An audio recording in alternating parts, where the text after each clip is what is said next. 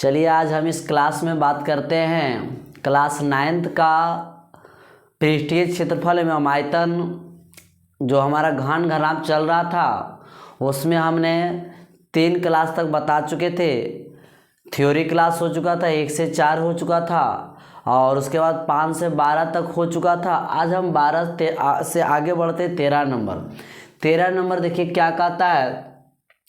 एक पानी की टंकी है जिसकी लंबाई इतना है, चौड़ाई इतना है और ऊंचाई उतना है। ठीक है, तो भुजाओं वाले घनाभ के रूप में पूरे टंकी में भरे पानी का आयतन, यहाँ पर थोड़ा सा मिस्टेक हो गया। कहता है पूरे टंकी में भरे पानी का आयतन कहता है क्या होगा। यह जो घनाभ है, यह घनाभ का लंबाई चौड़ाई और ऊंचाई दिया हुआ तो इस टंकी का आयतन कहता है। ठीक है, यहाँ पॉइंट में थोड़ा गुना करिएगा। तो सबसे पहले यहाँ पर क्या लिखेंगे, आप हल करिएगा। हल में लिखते हैं L बराबर आपको लिखा हुआ है 6.25 मीटर, B बराबर आपका लिखा हुआ है 4.20 इतना है, उसका H बराबर लिखा हुआ है 3.15 मीटर। ठीक है, आपको यहाँ लिखेंगे टंकी का आयतन, टंकी का आयतन। तो चलिएगा, टंकी का आयतन का जो सूत्र होता है L गुना B गुना H होता है। L का मान है 6.25, B का मान है 4.25 और 0 है, उसके बाद H का जो मान है वो 3.15। इस सबको आप गुना करिएगा। देखिएगा, इसको जब गुना करिएगा तो यह गुना करके आएगा 82.6875 मीटर क्यूब आएगा। आप अच्छा से एक बार गुना कर लीजिएगा और मिला लीजिएगा क्योंकि पॉइंट में आएगा। ठीक है, चलिए आगे देखते हैं। चलिए 14 नंबर प्रश्न क्या कहता है सो सुनिएगा। 14 कहता है एक संदूक की माप 48 सेंटीमीटर 36 है, 28 है, तो संदूक का आयतन निकाल कहता है। और कहता है इस संदूक का कवर बनाने के लिए कितने वर्ग सेंटीमीटर कपड़े की आवश्यकता होती है। एक नॉर्मल दिमाग लगाया जाए कि यह हमारा जैसे इस प्रकार से देखिएगा, यह एक आपको दिखाते थोड़ा एक नमूना। यह मान लीजिए एक संदूक है, एक बक्सा है। इस बक्से का लंबाई दिया हुआ है 48 है, चौड़ाई जो है 36 है, इसकी जो मोटाई है वो 28 है। इस संदूक का आयतन निकालेंगे तो आयतन का सूत्र होता है, जब अलग अलग राशि हो तो समझ लो घनाभ है, घनाभ का आयतन होता है लंबाई गुना चौड़ाई गुना ऊंचाई। फिर कहता है इसको हम कवर करना है, इसमें हमको कपड़ा लगाना है। तो कहता है उस कपड़ा का कितना कपड़े की आवश्यकता होती है उसका क्षेत्रफल। यहाँ पर 2 प्रश्न कहता है, एक बार संदूक का आयतन निकालो और एक बार संदूक का क्षेत्रफल निकालो। तो चलिए हमें सबसे पहले यहाँ पर हल करेंगे। हल करते हैं संदूक का आयतन। तो यहाँ पर लिखेंगे चूंकि संदूक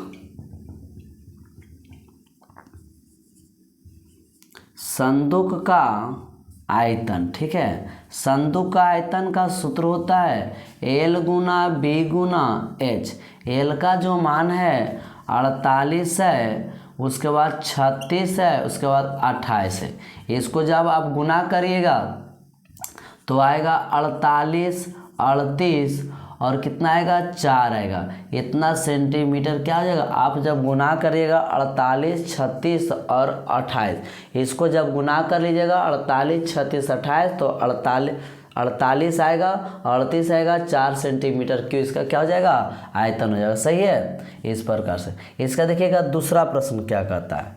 इसका दूसरा प्रश्न इसी में कहता है इसका क्षेत्रफल निकालने के लिए। ठीक है, तो कहता है संदूक का लिखेंगे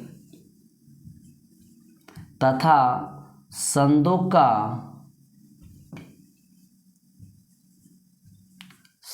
का क्षेत्रफल। ठीक है, तो संदूक का क्षेत्रफल का सूत्र कर लेंगे 2 into LB plus BH plus HL। L का मान 2 है, L का मान हो गया 48 गुना 36, 36 गुना 28 कर लीजिएगा और 28 गुना 48 कर लीजिएगा। इसको आप 2 करेगा, इसको जब गुना करिएगा हुआ तो आएगा 1728 आएगा। इसको आप गुना करिएगा तो 1008 आएगा, इसको आप गुना करिएगा तो 1344 आएगा। ठीक है, अब देखिएगा ये 2, इसको आप जब जोड़िएगा तो 40 60 आएगा, इसको 2 से गुना करिएगा तो 81 सेंटीमीटर स्क्वायर, इतना कपड़ा का ज़रूरत पड़ेगा। इस प्रकार से इसका आंसर हो गया, आप मिला लीजिएगा।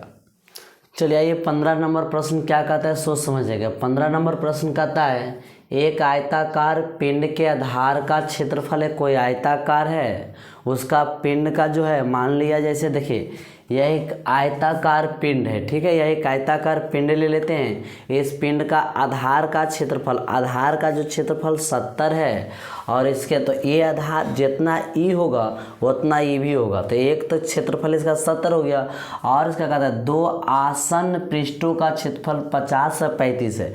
एगो का 50 ये है तो ये भी 50 हो जाएगा, ये 35 है तो ये भी, क्योंकि 6 पृष्ठ होता है तो 6 में 3 गो का मान दिया तो 3 गो ऑटोमेटिक समान होता है। ठीक है, तो कहता है इसका आयतन क्या होगा। तो इसका आयतन निकालने के लिए हुआ सबसे पहले क्या करिएगा, आयताकार हो गया तो यहाँ पर देखिए आयताकार पिंड का क्षेत्रफल दिया हुआ था। क्षेत्रफल का सूत्र होता है लंबाई गुना चौड़ाई।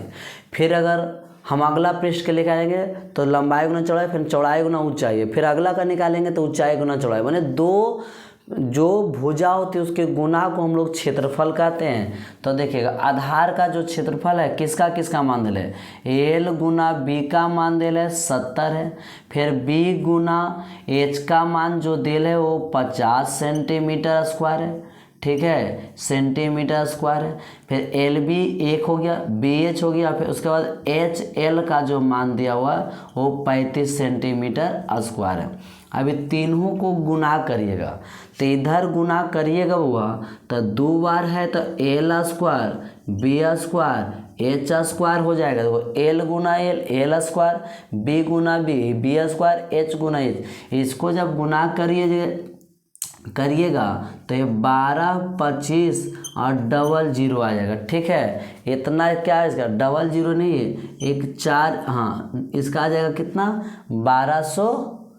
12 25 है, इसको गुना करिएगा तो डबल, क्योंकि 2 शून्य है। ठीक है, अब यहाँ से देखिए क्या करेंगे, एल बी एच इसका स्क्वायर, इसको ऐसे रहेंगे 12 25 और डबल 0 स्क्वायर, क्योंकि आयतन निकाल करता है तो आयतन का सूत्र होता है लंबाई गुना चौड़ाई गुना ऊंचाई। यहाँ से स्क्वायर हटेगा तो देखिएगा स्क्वायर हटाते हैं तो एल बी एच अंदर रूट 12 25 डबल 0, इसका देखिएगा तो इसका वर्गमूल निकालेंगे तो 35 1 शून्य, इसका सेंटीमीटर क्या हो जाएगा, क्यू हो जाएगा। यही इसका क्या वर्गमूल निकालेंगे 350 आएगा, मतलब किसका मान आया, एल बी एच, मतलब किसका, आयतन का आंसर आ चुका है। आयतन का सूत्र होता है एल गुना बी गुना एच।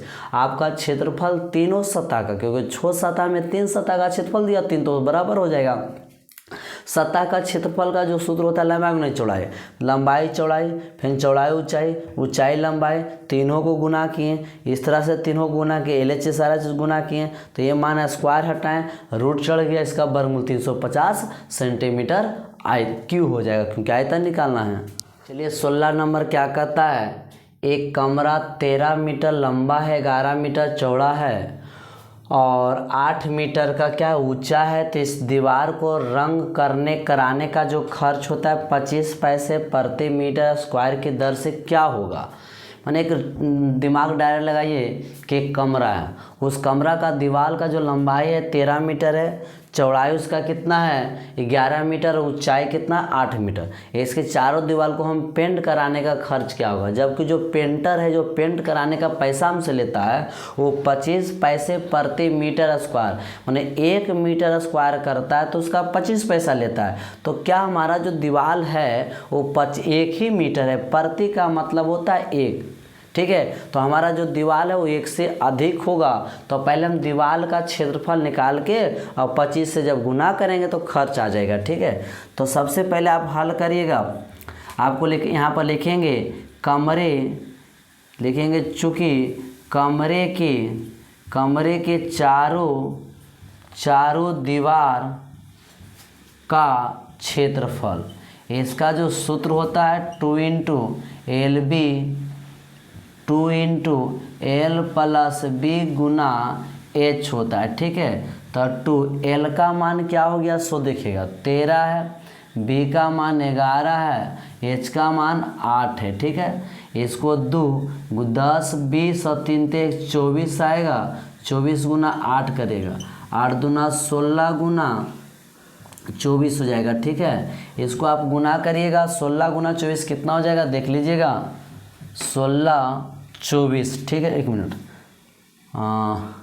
8 दूना 16 गुना 24 करिएगा, 6 चौक 24 के 4 हाथ में 4 2 हो गया, 4 2 6 हो गया, 16 दूना 32 हो जाएगा, 4 8 3 300 कितना हो जाएगा 84 मीटर क्या हो जाएगा स्क्वायर आएगा। इसका कितना आएगा 384 मीटर स्क्वायर आ गया, ठीक है। अब इसको हम लोग, ये तो दीवार का क्षेत्रफल आया, अब हमको खर्च चाहिए, तो यहाँ पर लिखेंगे अब पेंट